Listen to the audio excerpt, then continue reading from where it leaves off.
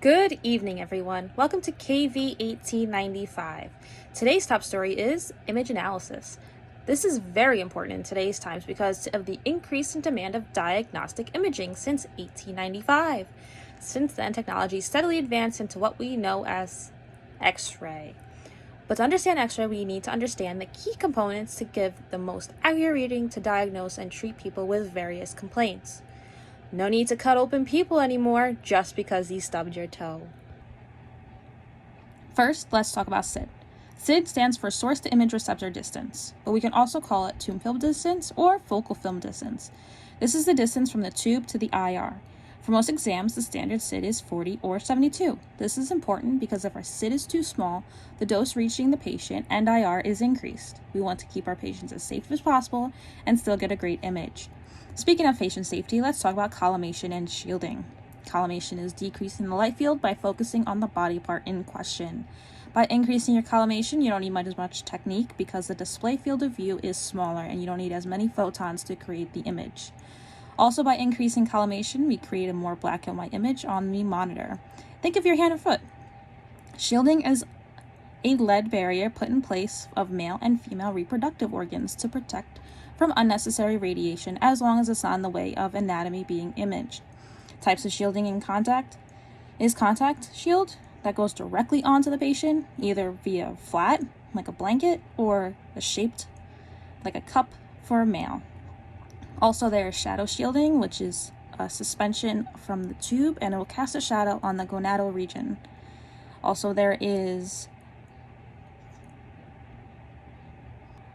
a standing shield that could be placed in front of the patient, or it can be placed as a wall in between, let's say, a nurse and the patient being x-rayed.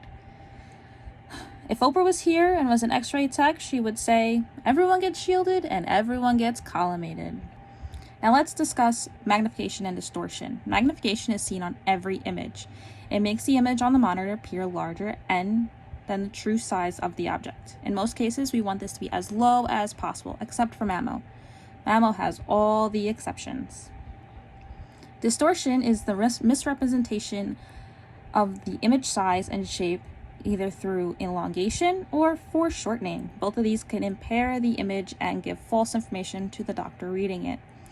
For both to be increased on the image, the OID is increased and the SID and SOD are decreased. And only in distortion, the central right angle plays a role, as if you increase the angle of the tube, the image appears more distorted. Hey guys, so just popping in here, trying to do a little bit of distortion, magnification, and contrast lesson here. So here we have my friend Emily. She is what we would consider long scale or low contrast because she just has black and white, but she also has every shade in between. And so now let's talk about magnification. Magnification, let's look at her nose. Her nose is kind of just there, and if I zoom in, it gets bigger, right? That's magnification. But distortion, if we angle her, she kind of becomes foreshortened in some areas. And if we angle the camera, like let's say to her nose, we can elongate it. As we have here, my little assistant Roscoe, he could be kind of seen as a high contrast or short scale. He's more black and white compared to Emily. He just has two solid tones, not much in between. Brightness is the level of intensity displayed on the monitor.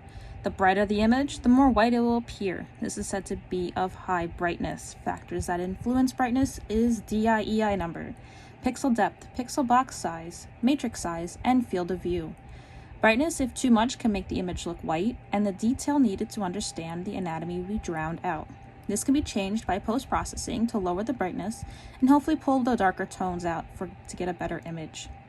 Dose creep is used if too much dose or exposure to the patient, resulting in overexposure. However, due to computer fixing everything, the image will not be affected. This is not good for the patient because the tech will constantly use too much technique and not change their habits because their image is not really affected. Technique creep is the use of KV and mass at appropriate levels to achieve your image. Spatial resolution is the ability to image small objects that have a high subject contrast.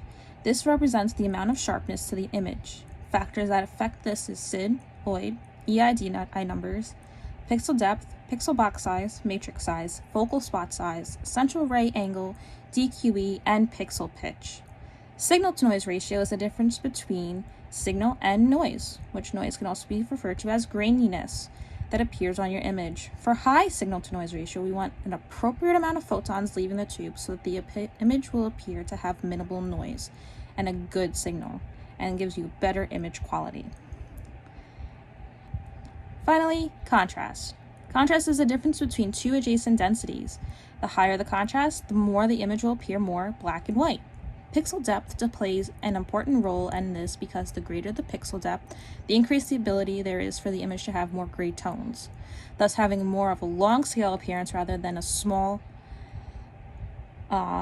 depth which would have a short scale appearance. Contrast is influenced by KVP, collimation, pixel depth, grid, filtration, OID, patient, and the pre-programmed algorithm that is selected for that body part.